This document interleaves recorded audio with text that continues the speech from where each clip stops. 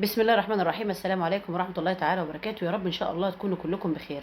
موضوع بيطرح نفسه على المجتمعات كلها، هو اللي هو موضوع جورج قرداحي. سواء استقال ولا ما استقال ده ما يهمناش خالص يا جماعة، وخصوصا ان انا ما بحبش اتكلم خالص في السياسة ومليش فيها خالص بأي شكل، لا من قريب ولا من بعيد. لكن لما يكون يعني حاجة بتمس اولادنا وبناتنا اللي هم بيمثلوا بلدهم، بتمثل قبلة المسلمين اللي هي المملكة العربية السعودية، يعني لازم ان احنا كلنا نتكلم. هتقولوا بيمس بناتنا وولادنا ازاي؟ هقول لكم البنت من دول يا جماعة لو خدت جرعة من المخدرات ممكن ان هي يعني لو امتنعت عنها الجرعة دي ممكن ان هي تتنازل عن يعني اغلى ما تملك علشان خاطر تاخد الجرعة بتاعتها دي. كذلك الشاب برضه ممكن لو هو توقف عن جرعة المخدرات يعني يسرق او يعمل اي حاجة. زي ما بقول لكم كده يا جماعه، ممكن ان الانسان لو امتنع عن جرعه المخدرات دي يعمل اي حاجه تغضب ربنا سبحانه الله وتعالى، وممكن ان الانسان يدخل سكران على اخته والعياذ بالله يقع عليها. ويعني انتوا طبعا لا اخفيكم، وزي ما بيحصل كتير في مصر. يعني حضراتكم شوفوا معايا الفيديو ده.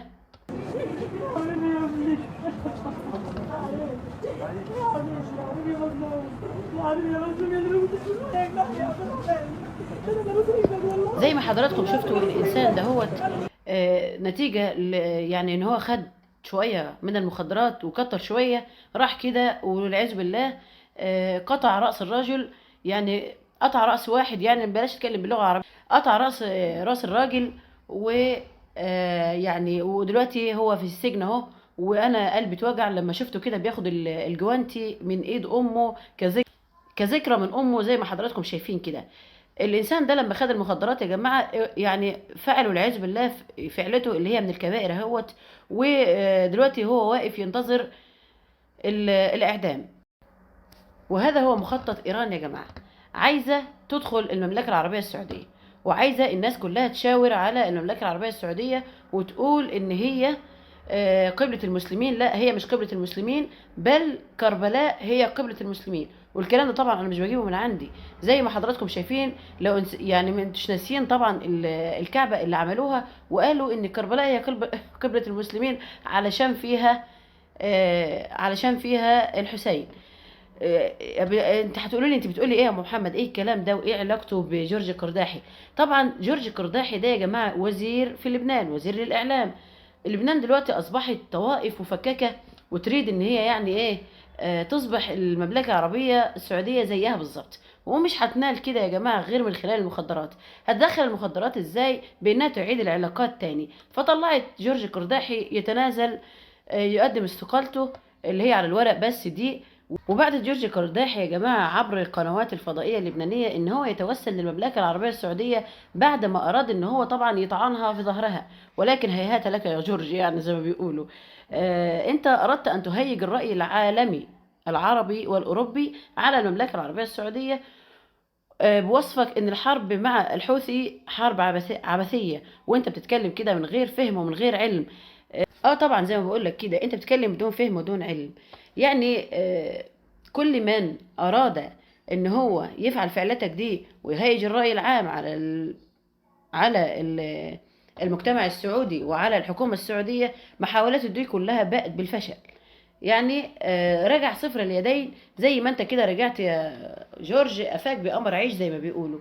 لا طلت ان انت تجلس في الوزارة اللبنانية، وكمان يعني ولا طلت يعني ارجاع الثقه والتعامل ما بين البلدين اللي هي المملكه العربيه السعوديه ولبنان، حتى لو بكيت بدل الدموع دم. لان طبعا المملكه العربيه السعوديه اهلها على يقظه انه لا يلدغ مؤمن من جحر مرتين. انا بتكلم في الموضوع ده يا جماعه بصفتي ان انا غيوره على المجتمع السعودي كله. ازاي؟ زي ما بقول لكم كده، المخدرات اللي كانوا بيرسلوها في الرمان وفي الحاجات دي مش بيرسلوها يا جماعة علشان بيحبوا السعوديين المخدرات دي، لا، علشان ينالوا طبعا من المجتمع السعودي. وأول حاجة علشان يدمروا الأجيال اللي طالعة كلها ويدخلوا بيت الله الحرام ويعثوا في الأرض فسادا. زي ما حضراتكم هتشوفوا معايا كده. اتفضلوا شوفوا هما بيقولوا ايه وبيعملوا ايه. حينما تتطور كربلاء، لأن كربلاء يجب أن تكون هي قبلة العالم الإسلامي، لأن فيها الحسين. عايزه اقول لكم يعني هو لسه برضه مصر على كلامه ان الحرب عبثيه، وهو يعني كانه مغيب وكانه مش موجود.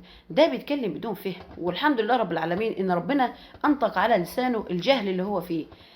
وبين يعني ازاي ان واحد زي ده هيمسك منصب في بلد شقيقه زي ما بنقول، وطبعا هي بلد شقيقه واحنا بنحترم اهلها كلهم طبعا، يعني ما عدا رؤسائها واحزابها وحزب الله اللي فيها والحاجات دي.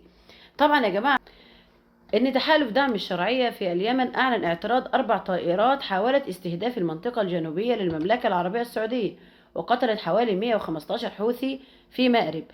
لسه مصر يا جورج على ان هذه الحرب حرب عبثيه؟ وعلشان تكون السعوديه بلد مثاليه ان هي يعني لا مؤاخذه كده بالبلدي تنضرب وتسكت؟ لا كده ما ينفعش طبعا. لولا يقظة صقور المملكة العربية السعودية البواسل لتدمر الحد الجنوبي للمملكة العربية السعودية بما فيه الكثير من المدنيين.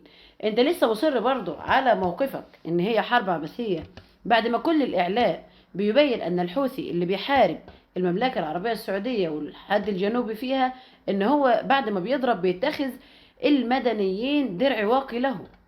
مدنيين من اهل اليمن بيتخذهم درع واقي له، يعني منتهى المرجله يعني زي ما بنقول. انت لسه مصر على ان الحوثي بيدافع عن نفسه على الرغم من استهداف المنشآت في المملكه وقتل الابرياء من الجنود. حابه ان انا اقول لك ابعد عن المملكه، هم لا يبغونك كده بلغتهم يعني.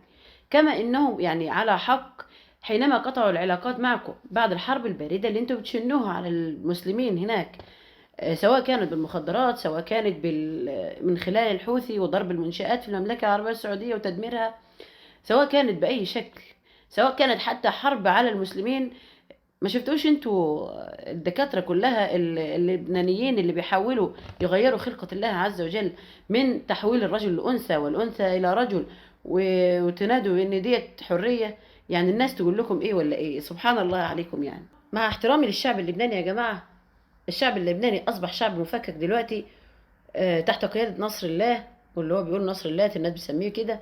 أصبح يعني طوائف وأحزاب متفككة بتريدوا، يعني أنتوا عايزين إن تصبح المملكة العربية السعودية مثلكم، سواء إنكم أنتوا جبتوا ماكرون أو لا. الحكومة السعودية متمثلة في قائدها الباسل سلمان بن عبد العزيز وولي عهدهم لن يسمحوا لكم مرة أخرى بالاقتراب من شبابها ومن بناتها، اللي انتوا عاوزين طبعا تدمروهم من خلال ألعابكم وأساليبكم القذرة.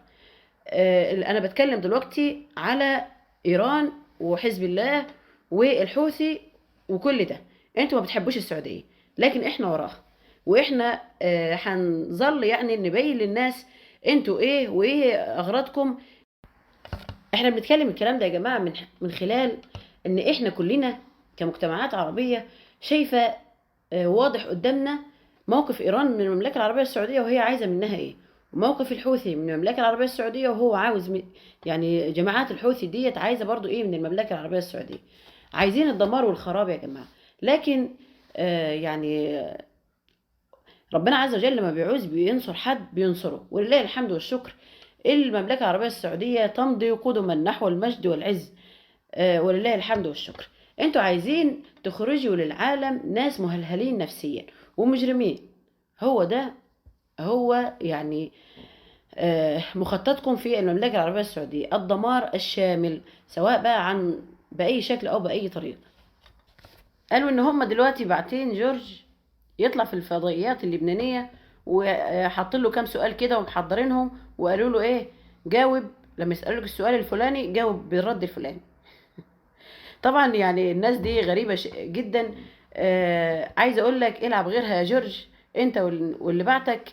يعني انا بتكلم والله يا جماعة من غيرتي على المجتمعات العربية اللي اصبحت دلوقتي تعادي بعضها واصبحت يعني مفككة من خلال ناس زي دول زي حزب الله، والناس دي عايزين الدمار الشامل لكل المسلمين متمثل في المملكة العربية السعودية. لكن احنا ورا المملكة العربية السعودية، واحنا يد واحدة، المصريين والسعوديين وطبعا البحرين والإمارات، كلنا يد واحدة يا جماعة، والكويت وكل البلاد دي إن شاء الله يد واحدة. وربنا عز وجل ينصرنا على من يعادي الإسلام وبلاد المسلمين.